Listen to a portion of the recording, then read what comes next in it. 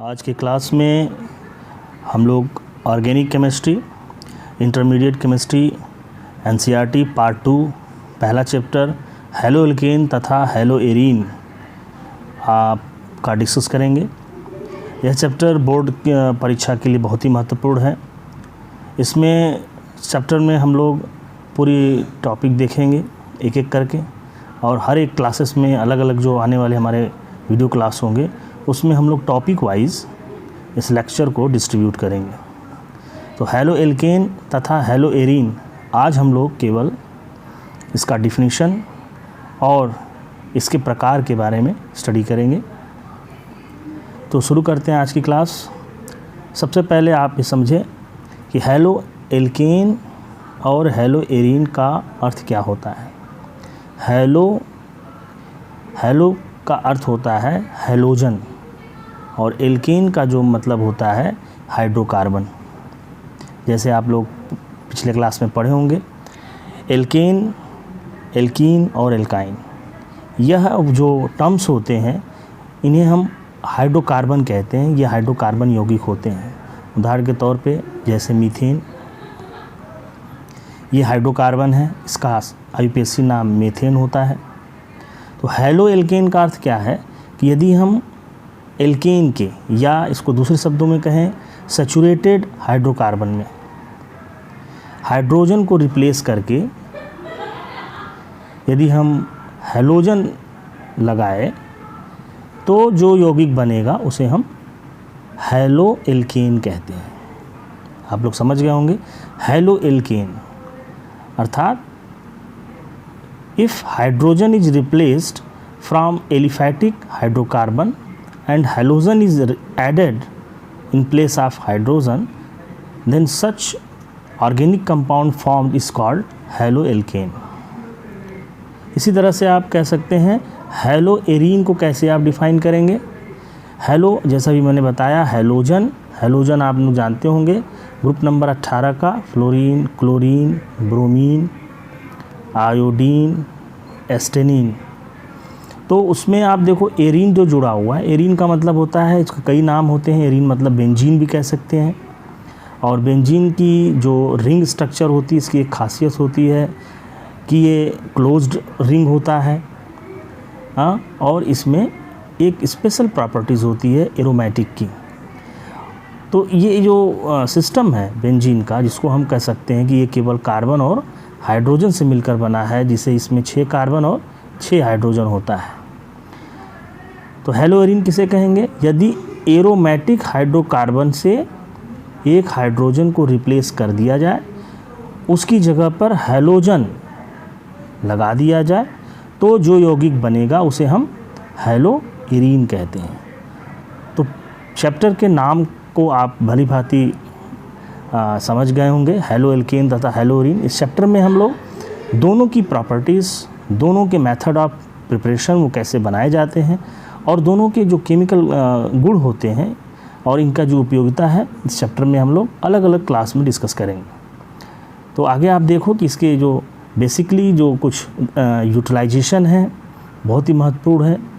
क्लोरामपेनिकॉल, ये जो आप देख रहे हैं एक मेडिसिन है जो एंटीबायोटिक होता है, और इसमें जो है क्लोरीन का इस्तेमाल है, और ये हेलो एल्केन सिस्टम से जुड़ा हुआ है। हेलो एरीन ही कह सकते हैं, हेलो एल्केन और हेलो एरीन कंपाउंड से बिलोंग करता है, जो कि टाइफाइड ज्वर में इस्तेमाल किया जाता है इलाज के लिए। इसी तरह से आप देखो थायरॉक्सिन, ये जो है हार्मोन्स है, इसमें जो आयोडीन युक्त जो होता है, ये होता है हम लोग के गले में होता है, जिसकी कमी से हमें घेंगा हो जाता है। सिमिलरली नाउअडेज आप इस दवा का नाम सुने होंगे क्लोरोक्वीन, जो कि इस समय यूएसए ने इंडिया से इसको इंपोर्ट किया था, मंगवाया था, और ये कोरोना वायरस के लिए ज़्यादा ही ठीक कह सकते हैं कि शुरुआती इलाज के लिए बेहतर था। तो इस तरह से आप समझ गए होंगे कुछ बहुत ही इम्पॉर्टेंट ड्रग्स जो होते हैं इस चैप्टर से बिलोंग करते हैं, और जिसका यूटिलाइजेशन हम लोग अपने यूटिलाइजेशन में अपने उपयोग में किया जाता है। तो चलते हैं आगे इसके वर्गीकरण पे। वर्गीकरण में आप समझने की कोशिश कीजिए कि यदि हम हेलो एल्केन का वर्गीकरण करें तो ये 3 प्रकार के होते हैं, mono halo alkane, die halo alkane और ट्राई हेलो एल्केन। अब आप इसको समझने का प्रयास कीजिए कि मोनो का मतलब होता है एक, यदि एक हैलोजन एल्केन सिस्टम पर लगा हुआ है तो उसको मोनो हेलो एल्केन कहते हैं, ठीक है। इसी तरह से अगर 2 हैलोजन कार्बन से जुड़े हैं तो उसे हम डाई हेलो एल्केन कहेंगे, और 3 हैलोजन अगर जुड़े हैं तो उसे हम ट्राई हेलो एल्केन कहते हैं। उसी प्रकार हेलो एरीन को भी वर्गीकृत किया जा सकता है। मोनो हेलो एरीन 1 हैलोजन जुड़ा हुआ है, डाई हेलो एरीन 2 हैलोजन जुड़ेगा, और ट्राई हेलो एरीन जब 3 हैलोजन एरोमेटिक सिस्टम पर जुड़े रहें, ठीक है। आगे हम लोग इसके संकरण की भी बारे में बात करेंगे। जैसे आप समझ सकते हो ये जो एलिफैटिक सिस्टम है, तो एलिफैटिक सिस्टम में जो कार्बन होते हैं वो sp3 संकरण होते हैं और उससे हैलोजन जुड़ा रहता है, जबकि एरोमेटिक सिस्टम आप देखो जो कार्बन आपको दिखाई दे रहा है वो sp2 संकरण में होता है। तो बेसिकली अगर हम हेलो एल्केन और हेलो एरीन में बात करें तो आप ये कह सकते हैं कि जो हेलो एल्केन है उसके कार्बन sp3 संकरण से में व्यवस्थित होते हैं और हेलो एरीन जो होता है वो sp2 कार्बन रखता है। आगे चलते हैं कुछ अन्य प्रकार के वर्गीकरण में। तो इसमें डिफरेंट टाइप्स ऑफ जो इसके नेम्स हम लोग को बताया जाता है एल्किल हैलाइड में। तो एल्किल हैलाइड में आप देखो सबसे पहले एल्किल हैलाइड इसका जो नाम दिया गया, ये क्यों दिया गया, ये जिसको हम हेलो एल्केन कहते हैं।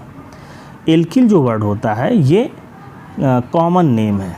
एल्किल वर्ड अगर लगा के किसी सिस्टम को बोला जाए, एल्किल का मतलब होता है मेथिल, एथिल, प्रोपिल, और ये एल्किल वर्ड आता कैसे है, तो एक बेसिक कॉन्सेप्ट है। अगर किसी एल्केन से एक हाइड्रोजन रिप्लेस कर दिया जाए तो जो भी आप रेसिड्यू बचेगा, जैसे देखो एक हाइड्रोजन हट गया तो 3 बचेगा, तो CH3 क्या कहेंगे यहाँ पे, ये एल्किल समूह है, मतलब ये मेथिल है। इसको अगर हम एल्केन कहें तो इसको हम एल्किल कहेंगे, ठीक है।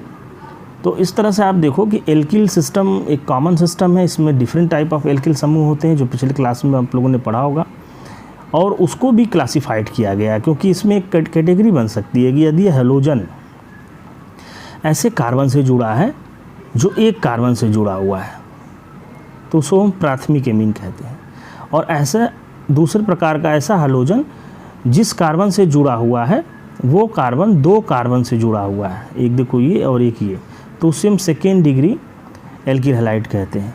और यदि ऐसा एल्किल हैलाइड जिसमें हैलोजन ऐसे कार्बन से जुड़ा है जो 3 कार्बन से जुड़े हैं उसको हम तृतीयक एल्किल हैलाइड कहते हैं। तो इस तरह से आप देखो एल्किल हैलाइड में 3 कैटेगरी होती है, first degree alkyl halide, second degree alkyl halide और थर्ड डिग्री एल्किल हैलाइड, ठीक है ना। तो इसको सिंपल आप ऐसे समझ सकते हैं कि आप कोई भी एग्ज़ाम में क्वेश्चन आता है एल्किल हैलाइड किस डिग्री का है, प्राइमरी है कि सेकेंडरी टर्शियरी, तो आप सिंपली आप उस हैलोजन को देखिए और वो जो जिस कार्बन से जुड़ा हुआ है वो कार्बन कितने कार्बन से जुड़ा हुआ है, ठीक है। देखो 3 कार्बन से जुड़ा है तो थर्ड डिग्री हो जाएगा। आगे आप देखो डिफरेंट कुछ कॉमन नेम है एलाइलिक हैलाइड, ये भी नाम आप याद रखना कि एलिलिक सिस्टम किसे कहते हैं। एलिलिक सिस्टम का मतलब होता है कि ये 2 कार्बन आपस में डबली बॉन्डेड हो और एक और कार्बन सिंगल जुड़ा हो, इसको हम एलिलिक सिस्टम कहते हैं। अब इसमें समझना होगा आपको कि एलाइलिक जो कार्बन होगा, ये जो इंड कार्बन होता है ये sp3 संकरण होता है।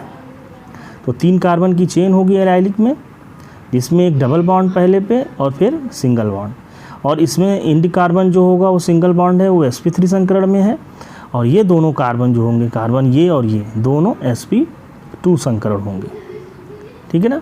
तो एलाइलिक सिस्टम को आप ध्यान से समझिए, इसमें एनसीईआरटी ने बहुत ही अच्छे से इसको समझाया है। ये देखो ध्यान से, इसमें कार्बन कार्बन डबल बॉन्ड है और ये जो कार्बन है ये कार्बन sp3 संकरण में है। तो सिंपल ये एलाइलिक सिस्टम है। एलाइलिक सिस्टम को आप रिंग स्ट्रक्चर में भी देख सकते हैं कि ये कार्बन और ये कार्बन डबल बॉन्ड है, ठीक है, और इसके आगे वाले जो कार्बन है ये sp3 संकरण में है।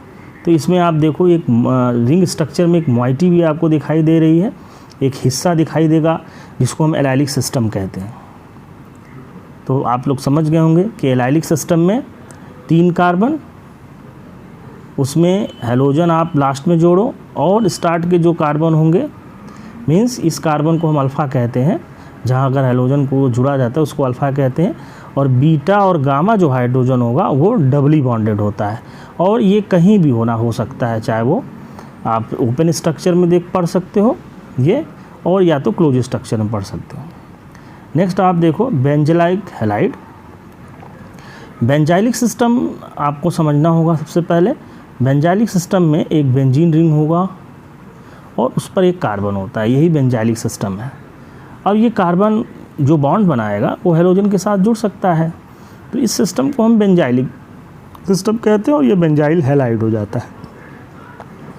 और इसमें भी ये कार्बन जो आप देख रहे हो, ये कार्बन भी आप देख सकते हो कि ये जुड़ सकता है। अभी ये एक कार्बन से जुड़ा है, अगर आप इधर कार्बन जोड़ोगे, ठीक है, तो डिग्री बढ़ जाएगी। इधर कार्बन जोड़ सकते हो तो इधर भी डिग्री बढ़ जाएगी। कहने का मतलब बेंजाइलिक में भी 3 तरह की बात की जा सकती है। तो ये सिंपल आप देखो प्राइमरी, जिसमें ये हैलोजन जो जुड़ा हुआ है वो जिस कार्बन से जुड़ा है वो कार्बन सिर्फ एक कार्बन से जुड़ा हुआ है, तो ये फर्स्ट डिग्री बेंजाइलिक है।